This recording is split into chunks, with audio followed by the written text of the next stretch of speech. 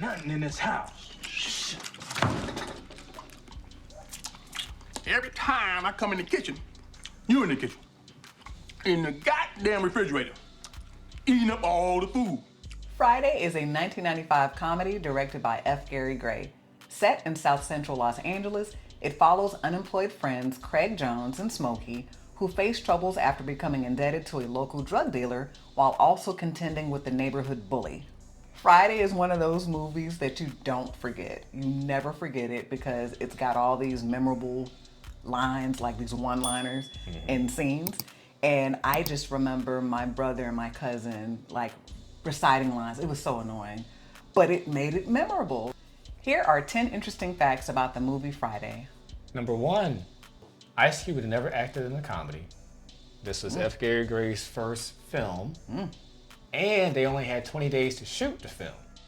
So F. Gary Gray stated, "I'm glad I was naive back then. I didn't know 20 days wasn't enough time to shoot a movie. I just did what came natural because I didn't go to film school and I didn't have experience making feature films." Listen, that paid off. That worked in his favor, the inexperience, because imagine the nerves that any other director would have coming into a project like this. Right. Number 2, while developing the film, Ice Cube and DJ Pooh, they weren't happy with how the hood was being portrayed in films. Yeah. And they wanted to show a different side. Now, Dana told me about that big snake situation. Big worm. Big worm, big hole, I don't give a damn. So it's always good to see movies that show different experiences. Yeah. You know, just like in our Best Man video, Malcolm Lee stated a similar thing. Yeah. You know, he wanted to show a different side of the Black experience. Yeah. You know, because we're not just a monolith of the same thing. Exactly. So. Number 3, so as we stated earlier, Friday was filmed over the course of 20 days. Right. It was also filmed in F. Gary Gray's old neighborhood. And that actual house that Friday was filmed at, the current owners of it, they use that house as a tourist spot. So you can go up and actually take pictures on the front doorstep, things like that. So basically y'all can go visit this house. Now, however, if they're no longer doing it, please don't go see these people. No, okay, scratch that, leave them alone. Number 4, in the theatrical version of the film, Friday begins with an introduction to Craig's family. However, in the extended cut, several side characters are introduced before meeting the family. So we've got deleted footage where we see Debo in a garage. We also see the 2 kids that witness Ezel running with the speakers. And then we've also got that shot where the neighbor Stanley, and he's outside watering the grass and he sprays the kid and he's like, "Get the hell off my lawn." And then it's followed by Chris Tucker, you know, the introduction of Smokey, and he says his line. Yeah, so if you guys have the DVD or the Blu-ray like I do, you know, you can see these deleted scenes for yourself. It's one advantage of having, you know, an actual physical copy. Y'all hear him? If you have the DVD/Blu-ray, you've got quite a collection now. We're racking them up. Number 5, originally DJ Pooh was going to play Smokey.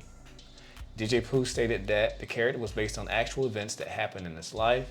Ice Cube stated that New Line Cinema felt that he had more screen experience than DJ Pooh. Therefore, they did not want DJ Pooh to play Smokey. Okay.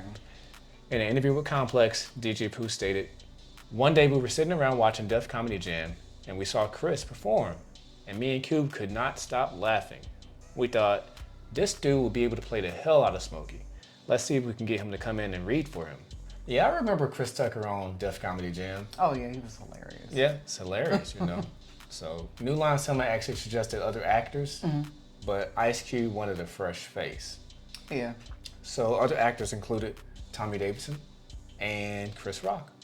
Number 6, when Chris came into audition, he was horrible.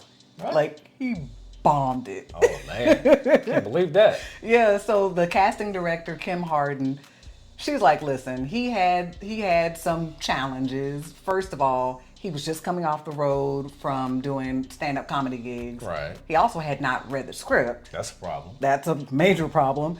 And then probably the most significant thing, he didn't realize that he would have been able to ad-lib his lines as a comedian. Okay. I understand that. You know, luckily, you know, Kim called him back and she's like, "I'm gonna give you another chance."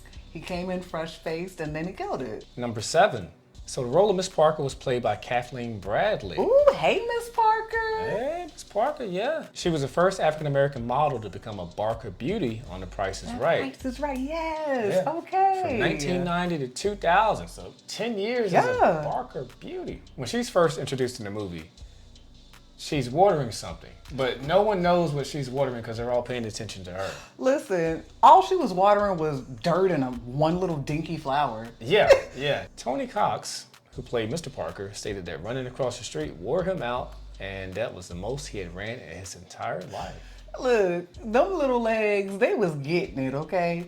That is probably like the funniest scene in the movie. Bernie Mac's character is there and all that. I loved it. It was hilarious. Number 8. According to Ice Cube, like 65% of this whole movie was improvised. Faison Love, who played Big Worm, stated, "I didn't use anything that was in the script, but they liked it. I got that line, playing with my money is like playing with my emotions, Smokey." From a Peabo Bryson song, Feel the Fire. All of us just made our characters our own. You have to. I don't think Peabo Bryson said that. Listen, he Especially was, the smoky part. maybe not that part, you know. Okay. You know, artistic liberties and so on and so forth. Even according to F. Gary Gray, they would look at the script and you could have something that was meant to be just one page and it would turn into 2 after all the ad-libbing they were doing. Like even that scene, the memorable scene at the end where Debo gets knocked out, that was improvised too. Like they said he just ran into the shot and they decided to go with it. They just kept it. Number 9. When F. Gary Gray first showed the film to Ice Cube and Chris Tucker, they hated it. F. Gary Gray didn't know if he would ever work again after they said this. Poor thing. That was a lot of stress. Right. So the movie made $27.4 million on a budget of $3.5 million. Okay, see, there we go. But the biggest results came when the movie was released on VHS. Listen, I can certainly attest to that. I would say that number most likely is higher than that because I bootlegged the movie. Yeah, let's not say that on camera. Prank call. I was kidding. It was a joke. It was a joke. You have a legal version that you purchased from Kmart. Perfectly legal. Yeah. Number 10. After 1995's Friday, Ice Cube wrote and produced Next Friday, which follows Craig as he moves to live with his uncle Elroy. Following Next Friday was 2002's Friday After Next. Ice Cube also wrote and produced this movie, but F. Gary Gray was not involved in the directing of either sequel. You know, we have some things that came out after that. For some reason, there was a cartoon series that came on MTV like 2007. Yeah, that was an interesting cartoon series. Did y'all watch that? Drop down in the comments and let us know if you watched that. In the subsequent years following the films, there has always been talk about doing a Last Friday. Chris Tucker stated this in an interview with Sway. Well, you know what? We've been it's a lot of talk about it. The studios want to do it, and you know, I'm willing to look at the script and see if it's something cool. And I'm trying to help them come up with some ideas. And every character I do, I want the character. If I do a movie like Fridays again, it has to evolve. I know that after the wrap of the film and they were getting the sequel together, they found out Chris didn't intend to return for that. And he had said that it was because he didn't want to just be cursing for no reason. But I have to say that Mike Epps definitely stepped into that role of sidekick very, very well. Very well. A lot of memorable lines with him too. You know, definitely you'd have to have everybody come back. And I do think that the narrative that you painted would be the great compromise and allow him to still, you know, give the fans what they really want, which is just to see Smokey. Right. Well, that's all we have for you guys today. We hope you enjoyed. Don't forget to like and subscribe.